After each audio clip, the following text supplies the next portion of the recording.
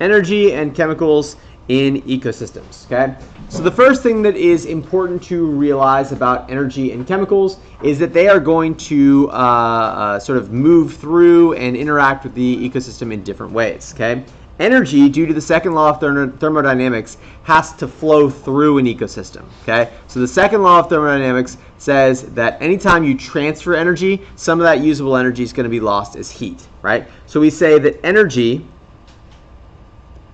must flow through an ecosystem.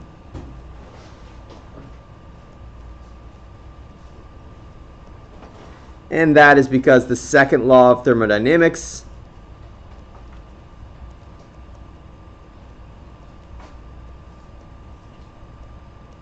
says that in any energy transfer, some of the usable energy is lost as heat.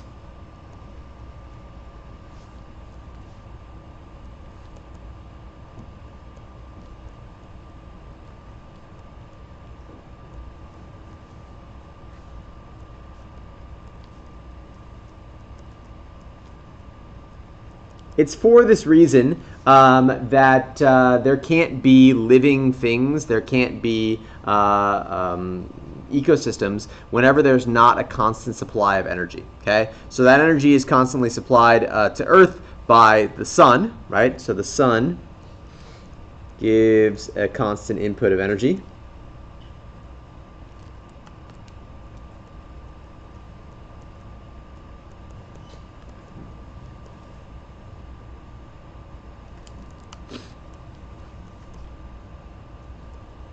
And that allows us to continue to have ecosystems, because even though the second law of thermodynamics says that it's being converted to heat eventually, we're constantly getting new energy coming in. Okay, this is different from chemicals, and we know that chemicals must cycle in an ecosystem. And this is going to, again, go back to one of those fundamental laws, and that is the law of conservation of matter. And that says you can't create or destroy matter in any chemical or physical process, right? And therefore, if you need chlorine, it's got to come from chlorine. If you need phosphorus, it's got to come from some other source of phosphorus. It's got to come from some other molecule that contains phosphorus, right? So, law of conservation of matter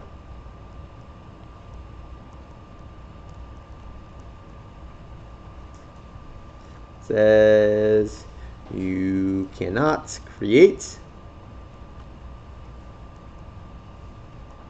or destroy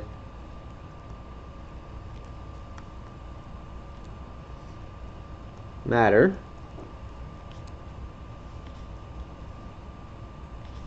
therefore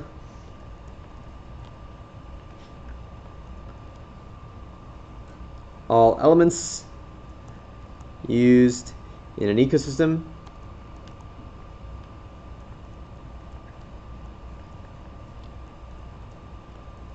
have to come from other compounds that contain that element.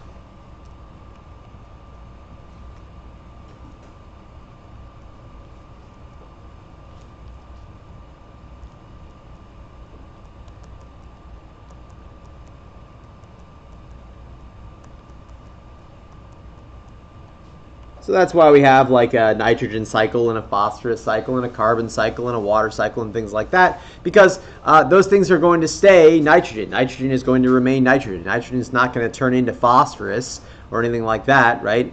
Except for in nuclear reactions. But those are very rare, relatively speaking. Okay, so let's talk about the first part then. Let's talk about how energy gets into an ecosystem. Okay. First of all, you're going to need something to capture it. These things that capture it, they're called primary producers.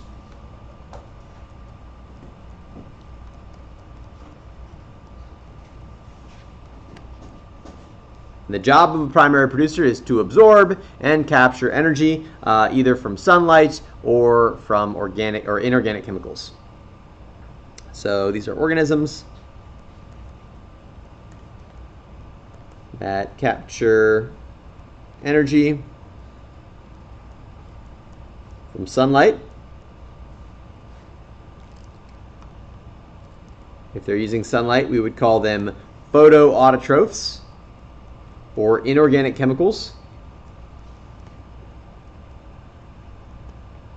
They're using inorganic chemicals. We would call them chemoautotrophs, right? And they use that energy in order to create biomass.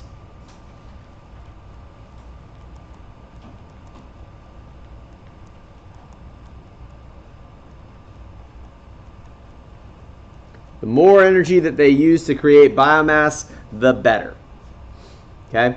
So the way that we talk about the efficiency of these primary producers is by looking at two metrics, right? And there, if you've ever taken an economics course, you've heard these words before. Okay, so the first one is called the gross primary productivity.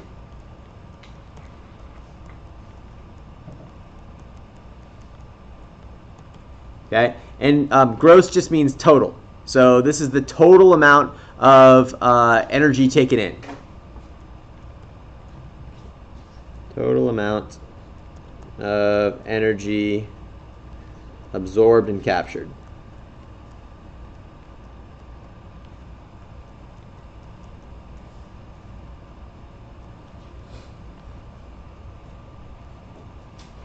Okay, so then the other one's called net, right? So net primary productivity.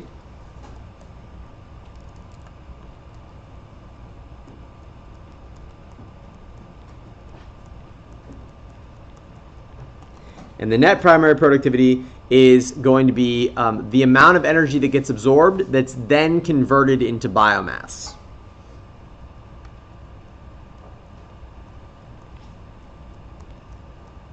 Amount of absorbed energy that is converted into biomass.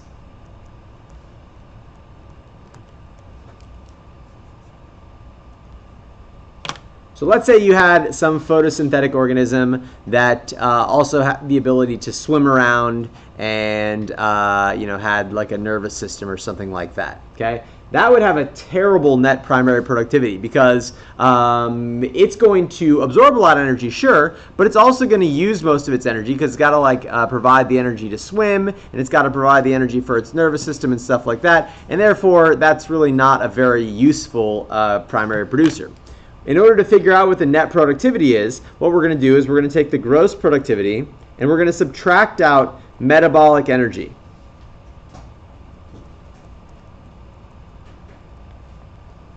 And that's going to give us the net. Okay?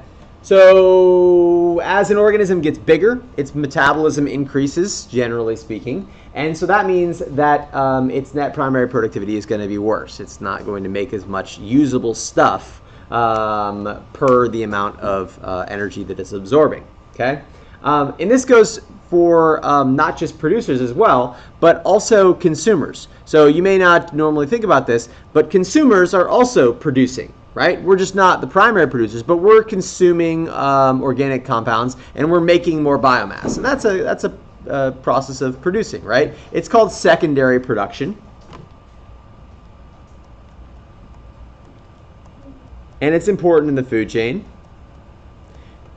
because if something eats the grass, it needs to make its own biomass, so the thing that's eating that thing, like for instance a grasshopper or something like that, goes and eats grass and then uses that energy from the grass to make new grasshopper parts, right, to get bigger, right? And then let's say, a cat comes along and eats the grasshopper.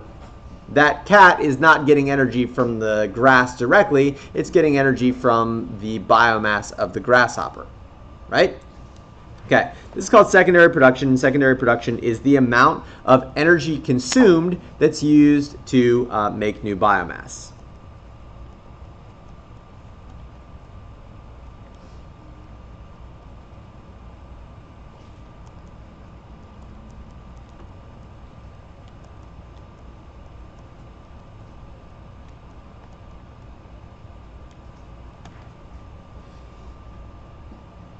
Okay.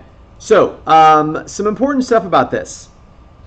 As organisms live longer, their secondary production efficiency goes down.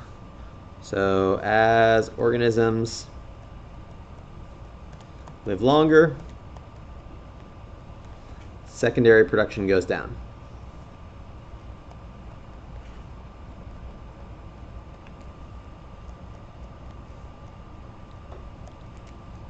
Okay? For instance, take me, for example. Okay? I'm 33 years old. My secondary production since I was 16 has been 0, right? I am literally the exact same size and height and weight as I was when I was 16 years old. Okay? So that means the amount of energy that I consume every single day is not being used to create any new biomass. I am absolutely terrible for an ecosystem. I take new stuff in, but if something were to kill me and eat me, they would not be getting all of the energy that I've consumed in my lifetime, in the last, 17 years or whatever, right? So, in fact, most adults have this goal where they want to consume the same amount of energy that they're burning in any given time. They make all kinds of even fitness products that their whole purpose is saying, hey, how many calories are you eating? How many calories are you burning? And you want them to be the same. You want your secondary production to be 0 when you're older. However, my daughter is 3. She eats like crazy, okay? And she grows like crazy, right? So in 6 months, she's going to be 6 inches taller or something ridiculous like that. Probably not 6 inches. That was a little bit of an overstatement. But, okay, she's has a significant amount of secondary production. But it's still not nearly as good as an insect or something like that, because as you get higher and higher in the food chain, secondary production efficiency also goes down. So we can say that organisms that are higher on the food chain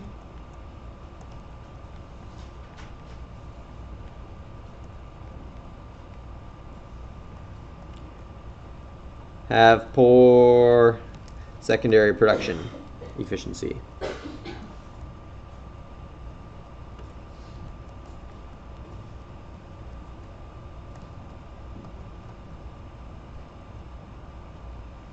And the last thing that affects secondary production is the complexity of diet. As the complexity of a diet goes up, the amount of things that you're eating goes up, the amount of waste that you produce goes up, right? And so that means that your secondary production is going to go down.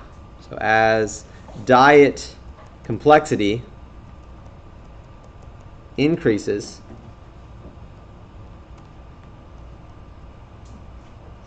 secondary production goes down.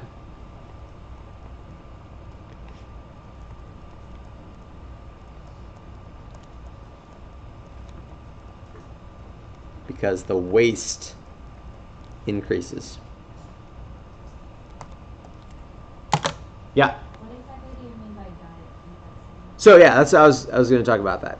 So for instance, in any given day, I eat chicken or steak or vegetables and all these things. I'm eating them, and there's a lot of very complex things in there. There's some really large proteins that I'm just not going to be able to break down. There's cellulose that I'm not going to be able to break down, and that stuff's all going to be waste. Okay, but imagine instead of doing that, I just bought a big bag of white sugar, and I just spooned in some white sugar every now and then, and that's what I subsisted off of, right? Can my metabolism handle that? Yeah, for a little while. How much waste am I going to produce?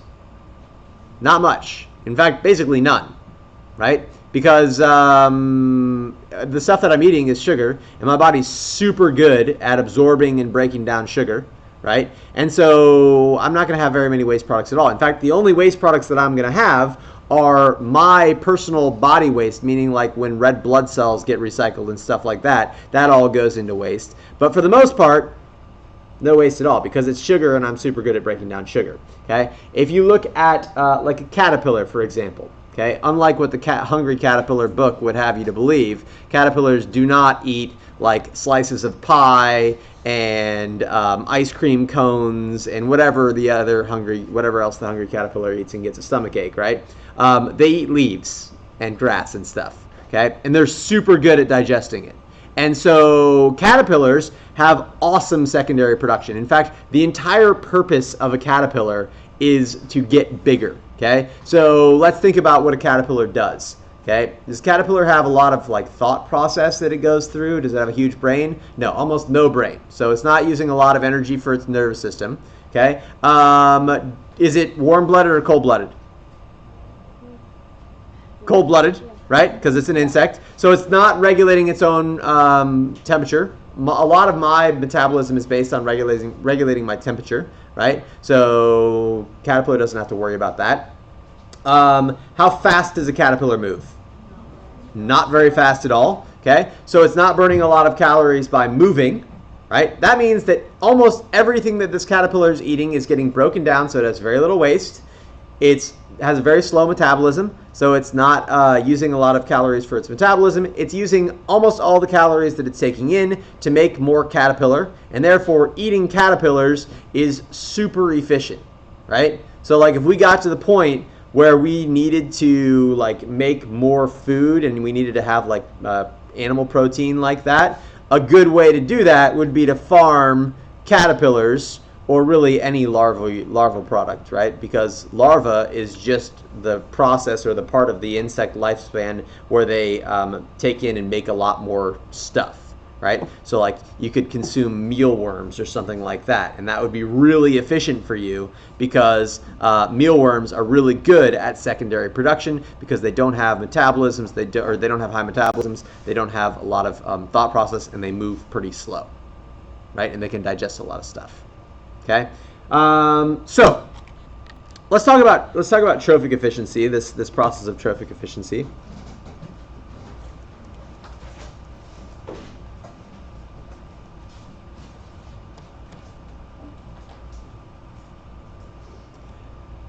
So trophic efficiency says that you want to be able to obtain the energy from the previous trophic level. Okay, and there's a rule of thumb that says 10% of the energy from the previous trophic level is going to be available in the next trophic level.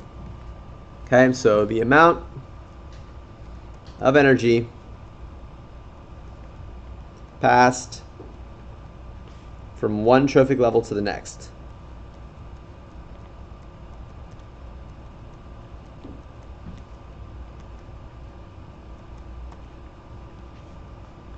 And the rule is 10%.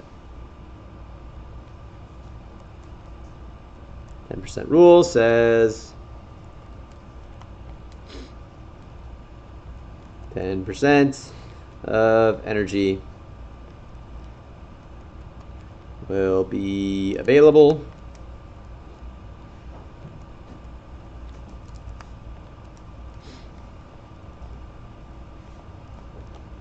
to the next trophic level.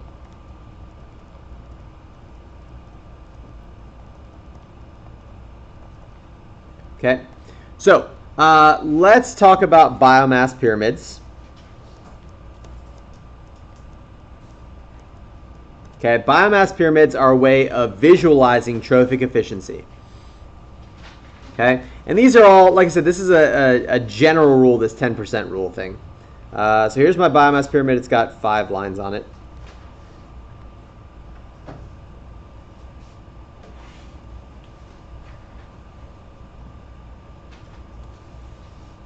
Okay, so in this pyramid, I'm going to start at the very bottom here, and let's say that this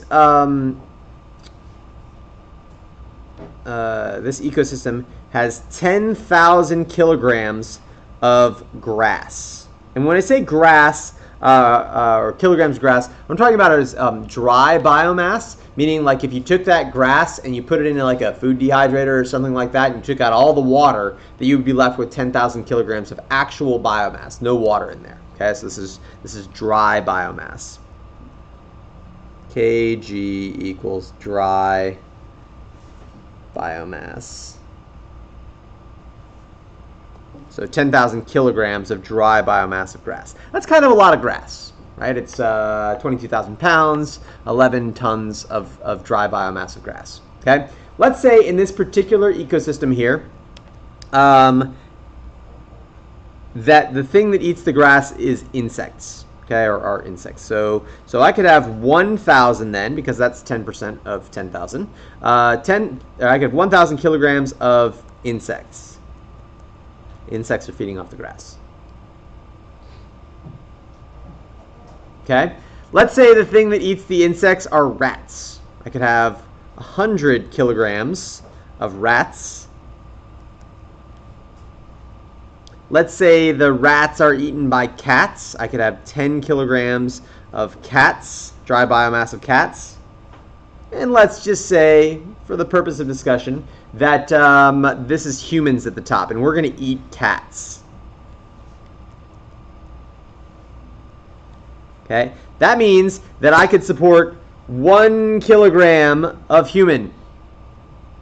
So in this specific biomass pyramid here, I started out with 10,000 kilograms of grass, and I could still only support a single kilogram of human. That's bad, right? So then, why is that? Well, it's because we went through so many trophic levels. We started out with primary producers.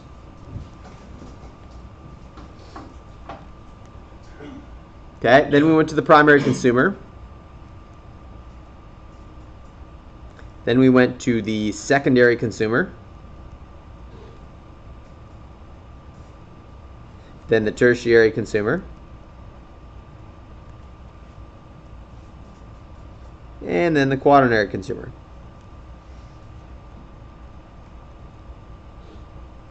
And if you're a quaternary consumer, you're doing real bad as far as your own biomass, because it takes so much energy to support you, because you've gone through so many different levels of the food chain. Okay? It's for this reason that you don't hear about cats being a staple of diets, right? They're bad because they're carnivores, and therefore they've gone through a lot of trophic levels. Okay? What's a staple of diet? Chicken, cows, right? Those are the meats that we eat. Right? We could also just consume the primary producer when we're talking about vegetables, right? If we're consuming only vegetables here, we could support 1,000 kilograms of human based on that, okay?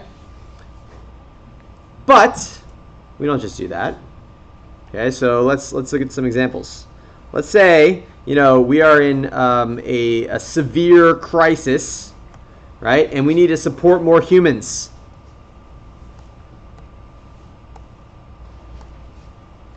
We need to make more stuff for our humans. Okay? So down at the bottom here, we have 10,000 kg of grass.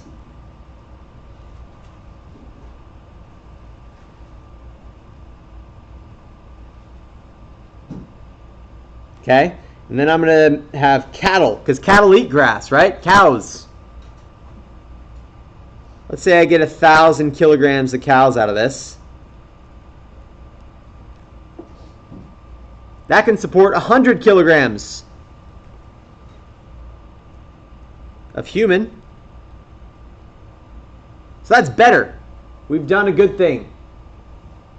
Right?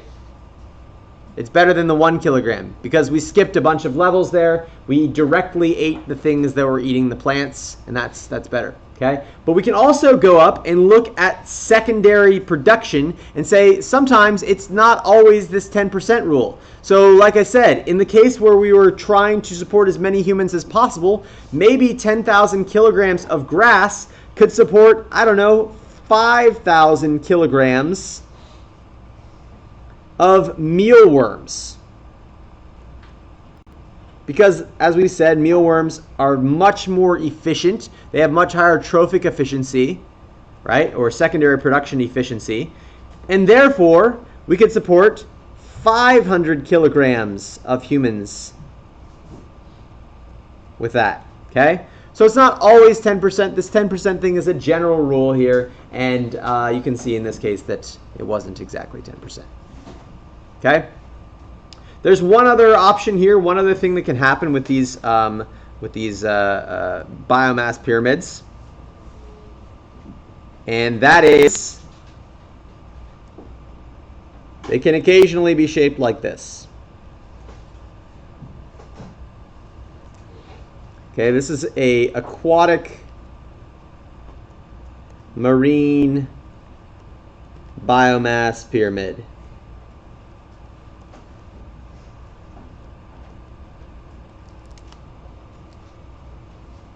Okay, so sometimes you can have this stuff called phytoplankton. And phytoplankton has a very high net productivity. It doesn't use a lot of its energy in order to have a metabolism. But even better than that, you've got zooplankton up here. And zooplankton is super duper efficient, right? So the phytoplankton can support almost as much zooplankton as it has. So if we had 10,000 kilograms of phytoplankton, we could also have 10,000 kilograms of zooplankton. And we wouldn't see a decline there until it got up to the next level, which is maybe fish, and then like mammals or something like that would go at the top. But if this was like 10,000 kilograms, this could be 10,000 kilograms as well, because extreme trophic efficiency caused by high net productivity, net primary productivity, and high secondary production. And then we could support 1,000 kilograms of fish from that, and then 100 kilograms of mammals.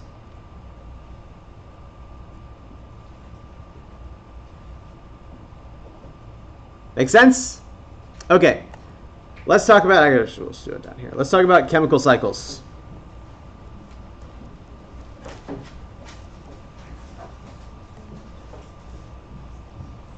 Chemical cycles come in two different flavors, right? You've got what are called global chemical cycles and local chemical cycles. And global cycles are going to be characterized by having one of the stages in the cycle be an atmospheric gas. So, an atmospheric gas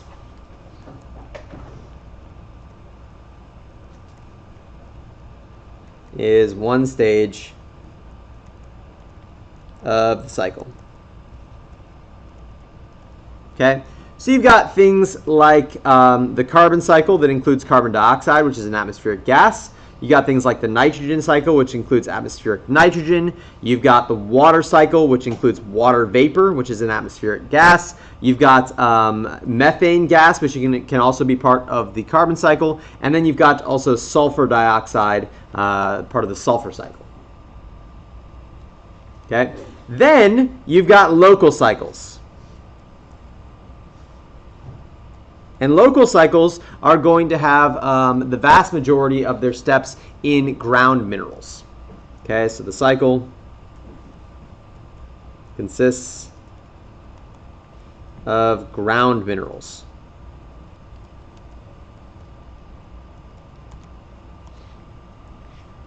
So you got things like the phosphorus cycle and the potassium cycle and the calcium cycle. Also part of the nitrogen cycle, NH3 can go in here. Okay, and then like even iron is a ground mineral.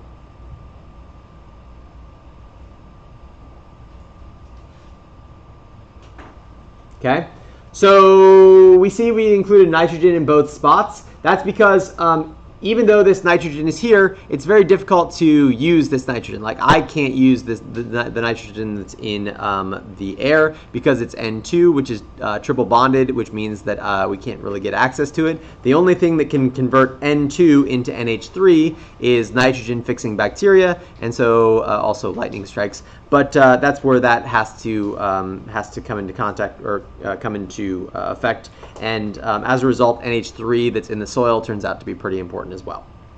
Okay, so here's the second grade stuff. So let's talk about the water cycle.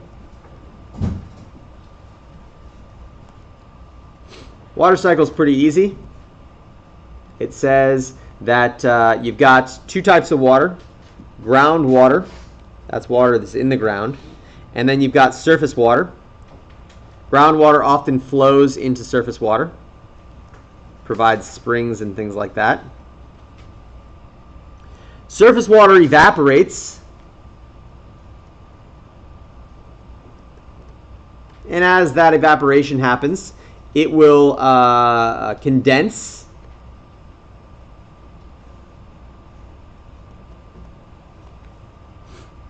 Okay, that condensation is going to then cause precipitation.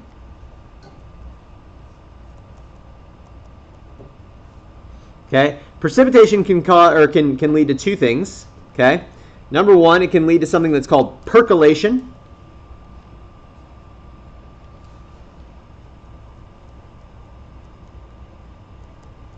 Okay, and in percolation, what happens is that precipitation goes back down and turns into groundwater because it goes through the soil and the Earth's crust and stuff, right? Or the top layer of the Earth's crust, rather.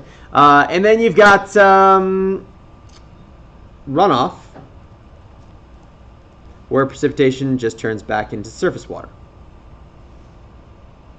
The more water that you have in groundwater, the more stable the water supply will be because that groundwater is not directly evaporating, right? So the more percolation that happens, the better. And that's why Florida is unlikely to have water shortages because our soil percolates extremely well because it's made out of sand.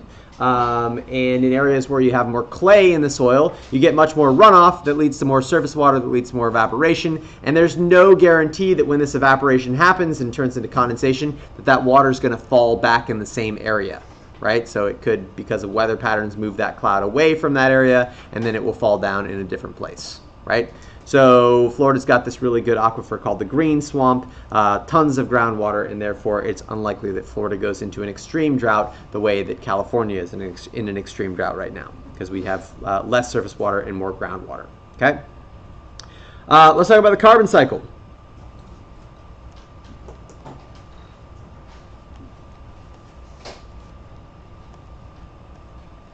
Carbon cycle starts out with atmospheric CO2.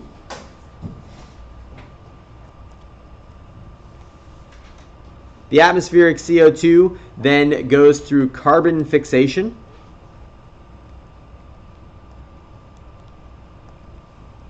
And we know that the vast majority of carbon fixation that happens in the Calvin cycle of photosynthesis. This process of carbon fixation creates biomass. That biomass can be consumed, and if it gets consumed, it's used in cellular respiration.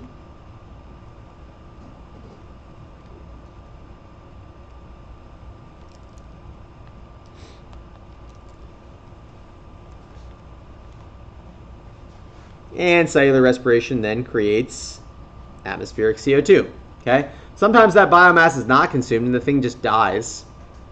Okay? That process is called decomposition.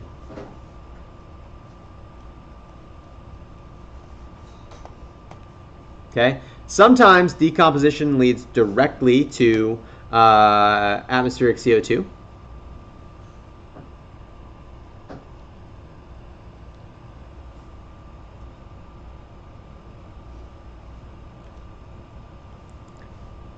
Sometimes, though, it doesn't. Sometimes it makes fossil fuels.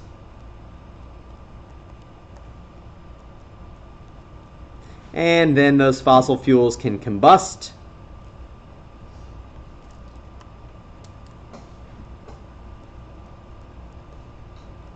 And then the combustion can increase atmospheric CO2 levels. And that's the carbon cycle, right? You guys should be really familiar with these. You've learned them since elementary school and then pretty much every year after, right? No crazy stuff here? Okay, so let's talk about nitrogen cycle.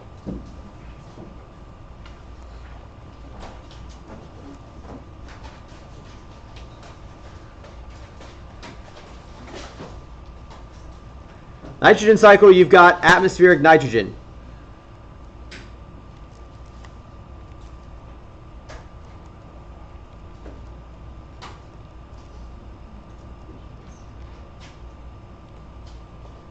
Okay, atmospheric nitrogen is going to be fixed. Nitrogen fixation. Okay. What stuff fixes nitrogen? Lightning and bacteria. Okay. So either lightning or bacteria is going to do this.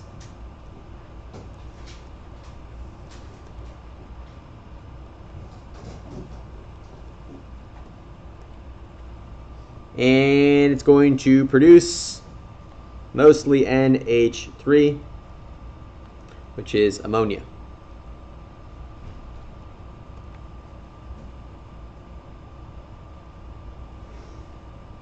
Okay. This NH3 can be consumed, right? It can mix with water in the soil and become NH4 and be directly absorbed by a plant, or it can be transferred by what's called nitrifying bacteria into NO3 nitrate.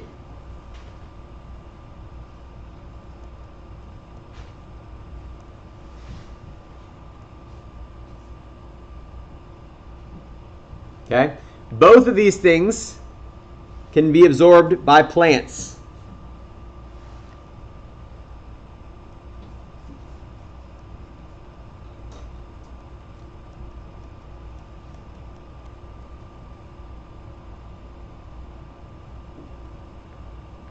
Okay, the plants are consumed.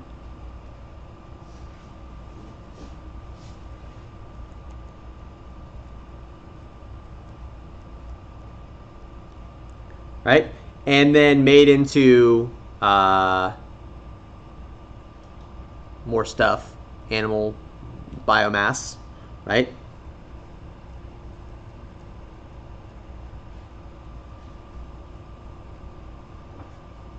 So plants can make more biomass, or the animals that consumed those plants can make more biomass.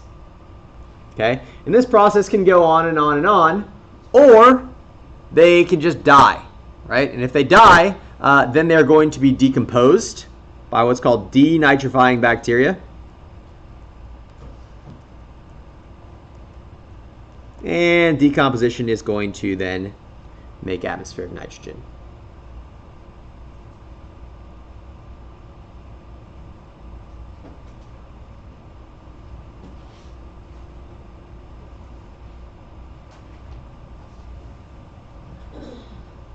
Okay. Phosphorus cycle.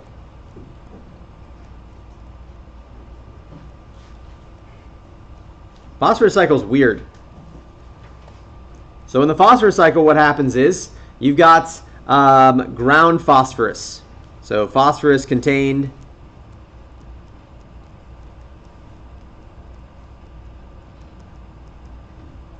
in rock. Generally, this is in the form of phosphate.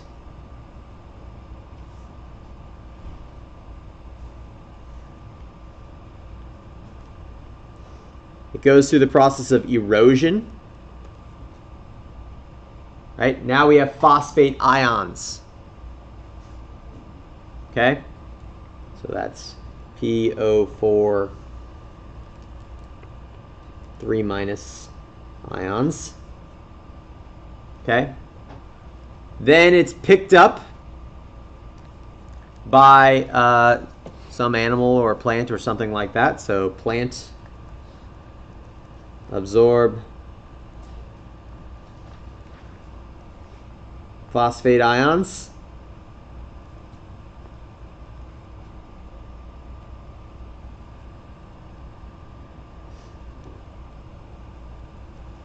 Plants are consumed.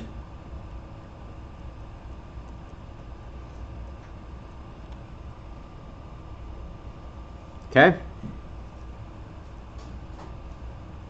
Decomposition.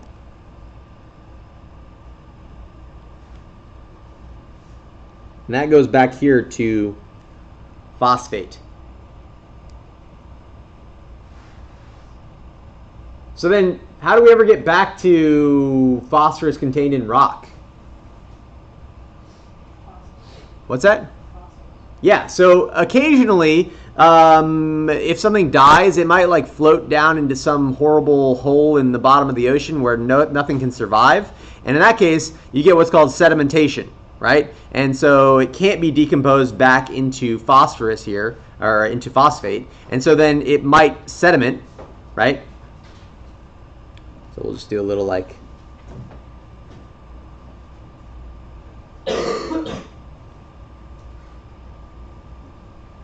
It's called sedimentation. And that leads back to phosphorus in rocks.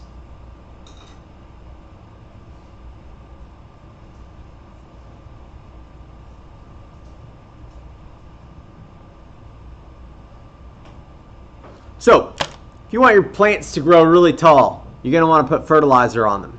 Okay? So, to get fertilizer, the things that you're going to want to use are nitrogen and phosphorus for the most part. And the way that you're going to make nitrogen is by using this process that's called the Haber process that was invented by this guy named Fritz Haber. And he figured out how to make ammonia using nitrogen, diatomic nitrogen, and diatomic hydrogen, nitrogen gas and hydrogen gas. Okay? So we got tons of ways to inject ammonia into the soil and get it nice and nitrogen-y. But we have less ways to inject the soil with phosphorus. So where does all the phosphorus come from to put in our fertilizer? What? Yeah, broken up rock. Where are we getting that? It's not in volcanoes, but it's like it's not like yeah, there's like something in the ground, like they break the ground. Yeah, we gotta get rich ore, rich phosphorus ore. Where do we get rich phosphorus ore from?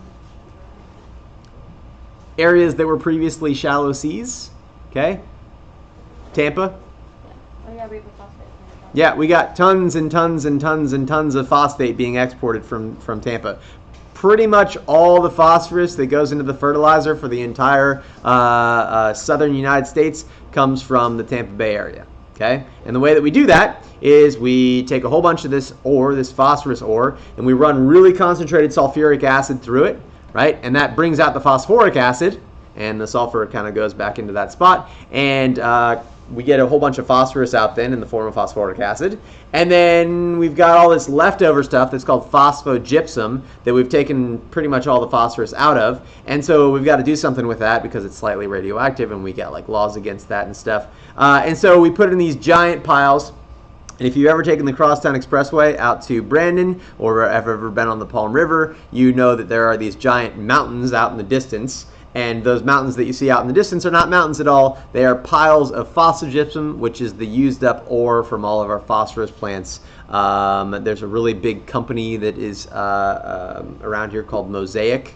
If you've ever wondered what Mosaic does, that is what Mosaic does. They farm or they mine rather phosphorus for all of the fertilizer that's used in the southern United States. Questions on that? All right, that's it.